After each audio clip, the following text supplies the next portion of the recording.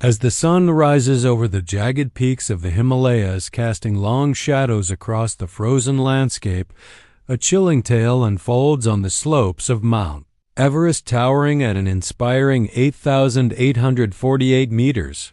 Everest has been a symbol of human ambition and a testament to the indomitable spirit of adventure. Yet it is also a graveyard where hundreds have perished in their quest to conquer the world's highest peak, this formidable giant a siren call to mountaineers since its first successful ascent in 1953 by Sir Edmund Hillary and Tenzing Norgay. More than 300 lives have been claimed by the mountain, with the death rate for climbers reaching a harrowing 1%. But what lurks behind these tragic losses?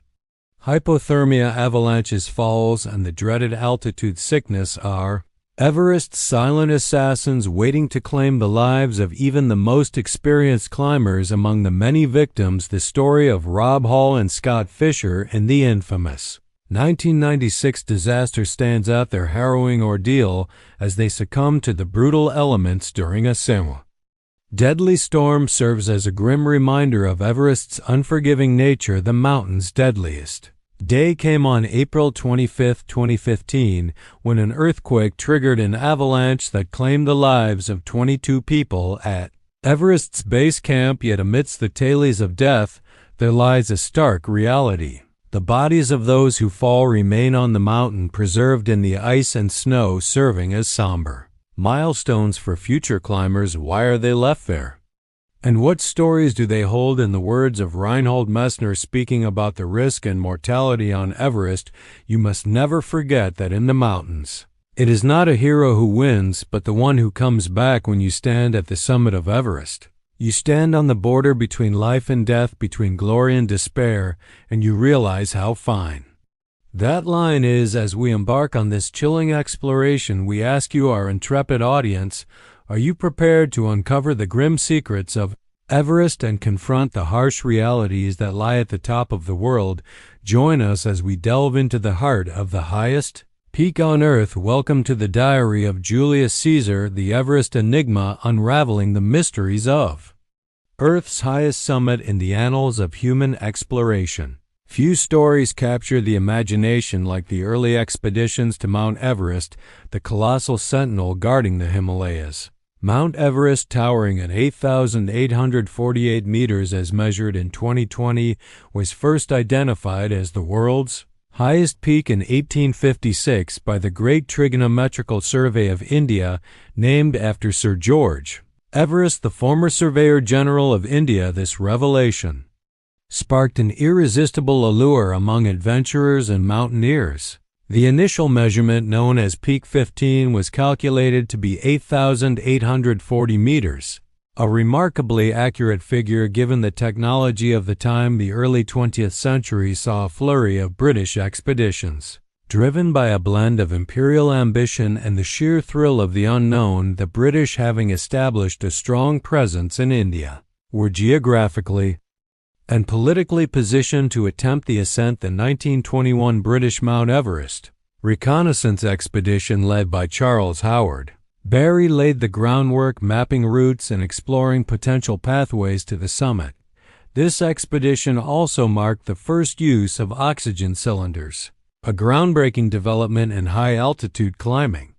However, it was the 1924 expedition that etched itself into history and mystery. Led by the indomitable spirit of George Mallory, accompanied by the young and robust Andrew Irvine, this expedition became the centerpiece of Everest lore. Mallory, a seasoned climber, and Irvine, known for his mechanical ingenuity, set off on their final summit attempt on June 8, 1924. They were last spotted by their teammate Noel Odell climbing an imposing rock step now known as the second step before vanishing into the clouds. Odell's last glimpse of them going strong for the top is one of the most quoted lines in mountaineering. The disappearance of Mallory and Irvine spurred endless debates and theories. Did they reach the summit before their untimely demise for years? This question remained unanswered, fueling both the legend and the allure of Everest. It was not until 1999 that an expedition led by Eric Simonson discovered Mallory's body lying frozen, well preserved at 8,155 meters, his injuries suggested.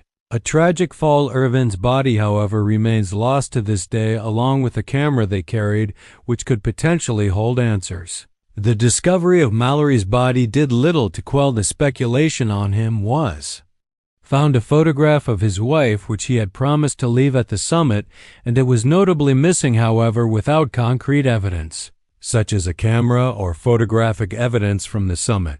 The question of whether they were the first to summit Everest remains a tantalizing enigma. The early expeditions were not just about scaling a mountain, they were a testament to human endurance, courage, and the relentless pursuit of the unknown. The climbers faced unimaginable hardships, brutal weather, thinning air, and treacherous terrain, yet their spirit remained unbroken. The 1924 expedition in particular stood out for its poignant blend of heroism and tragedy. Mallory's famous response to the question of why he wanted to climb Everest, because it's there, epitomizes the spirit of early mountaineering.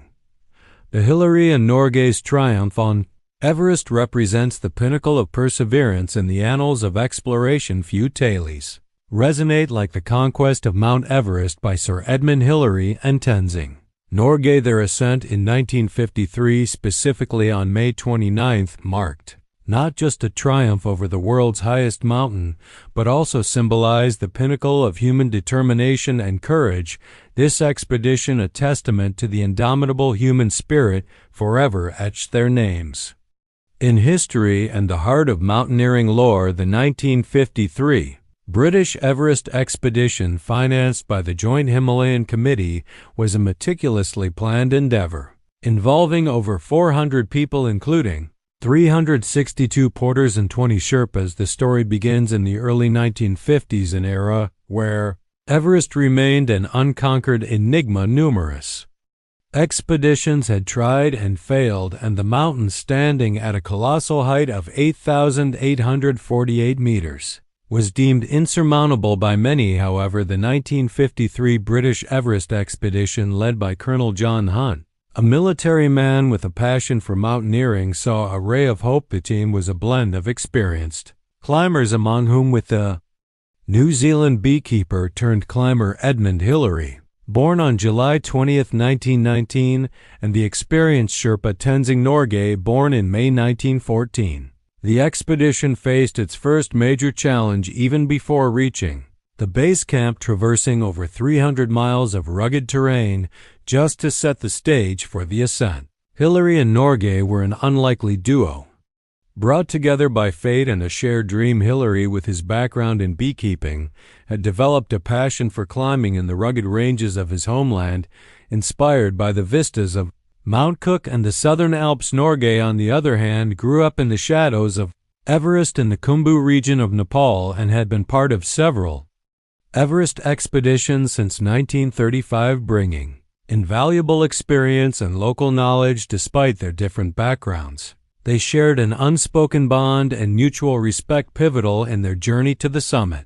This camaraderie was symbolized in their decision to reach the summit together, with neither stepping on the peak first. The expedition faced numerous challenges. The route, treacherous and unpredictable, was riddled with crevasses, steep ascents, and the ever-present danger of avalanches. The weather was another formidable adversary, with winds capable of sweeping away camps and sub-zero temperatures that could freeze a man to death. Yet amidst these hardships, the team persevered, acclimatizing themselves to the altitude and steadily establishing higher camps. The expedition used over 800 pounds of oxygen, carrying it in 20-pound tanks, a revolutionary technique at the time. The final push for the summit came on the morning of May 29, 1953. Hillary and Norgay, armed with their relentless spirit, set out from Camp 9.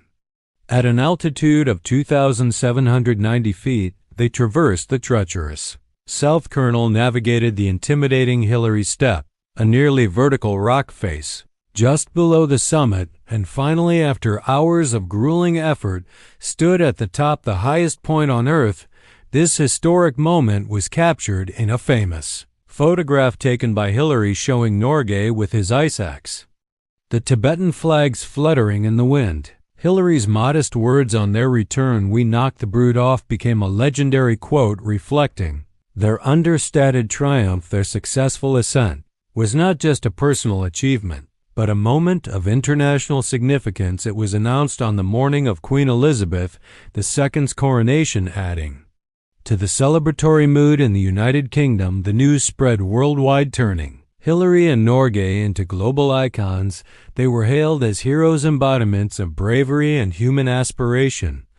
Hillary was knighted by Queen Elizabeth II, and Norgay received the George Medal from the British Empire for their extraordinary achievement. Their achievement had far-reaching impacts. It opened the floodgates for future expeditions and changed the narrative of Everest from an insurmountable challenge to a surmountable one. Tenzing Norgay, in particular, became a symbol of pride and inspiration for the Sherpa community and climbers worldwide. His ascent challenged the then prevalent Western-centric narrative of mountaineering and highlighted the vital role played by Sherpas in Himalayan expeditions. Hillary dedicated much of his later life to helping the Sherpa people, establishing the Himalayan Trust in 1960, which built schools and hospitals in Nepal. Everest's paths to glory, the routes that conquer the summit. Everest, a majestic giant towering above the earth, has been a symbol of human aspiration and perseverance. The routes to its summit are not just pathways of rock and ice, they are the canvases of history, painted with the stories of triumph and tragedy. Among these, the two main arteries to the apex, the southern route through Nepal and the northern route through Tibet, have been the most trodden, each weaving its own narrative in the annals of mountaineering. The southern route, originating in Nepal, gained historical significance as the path taken by Sir Edmund Hillary and Tenzing Norgay during Norgay during their landmark ascent on May 29, 1953. This route begins with the treacherous Khumbu icefall, a daunting maze of ice with crevasses and cracks, posing the first major challenge to climbers. Advancing through the western Khumbu, a high-altitude valley, climbers then face the South Col, a steep and icy slope leading to the South Col, sitting at a dizzying height of 7,906 meters. The final hurdles include the notorious Hillary Step, a nearly vertical rock face at about 8,790 meters before reaching the summit. This route, hosting the majority of Everest expeditions, owes its popularity to relatively stable weather conditions and easier access compared to the northern counterpart.